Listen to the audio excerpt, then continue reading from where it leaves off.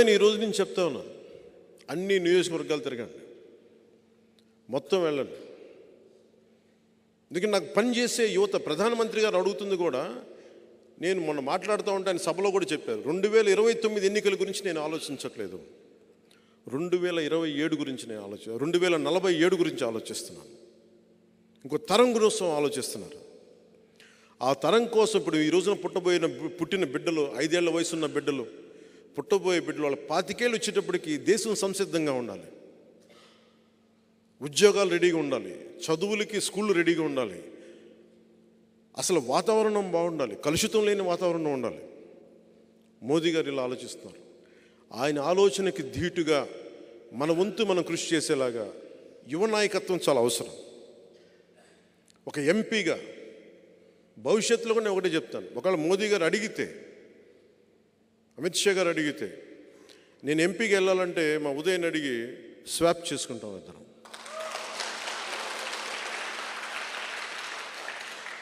ఈ రోజున మీకు అందరికీ ఇది మాట ఇస్తున్నాను, పిఠాపురం ఎమ్మెల్యేగా నేను పోటీ చేస్తున్నాను, కాకినాడ ఎంపీగా ఉదయ్ గారు పోటీ చేయబోతున్నారు. మా ఇద్దరిని, ఎందుకంటే ఇది గీటురాయి ఎన్నికలు, నిజంగా దశాబ్దం తర్వాత నేను నోరు తెరిచి అడుగుతున్నాను, ఓట్లు వేయమండి, ఓట్లు వేయండి, నాకు నేను హక్కు సంపాదించుకున్నాను. 2019లో కూడా నేను చాలా ధాటిగా ధీటుగా అడగలేదు ఓటు వేయండి, ఎందుకంటే నాకు మనసు చెప్తా ఉంది, ఇంకా నువ్వు పని చేయి.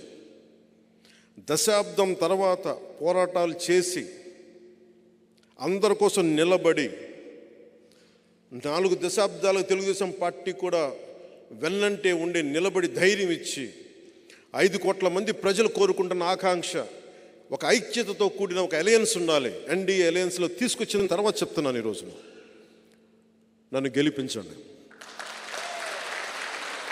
చేతులెత్తి నేను అడగట్లేదు, ఆర్థిస్తున్నాను. లేదు, అడగందే అమ్మైనా పెట్టదంటారు. నేను ఈ రోజున అడుగుతున్నాను.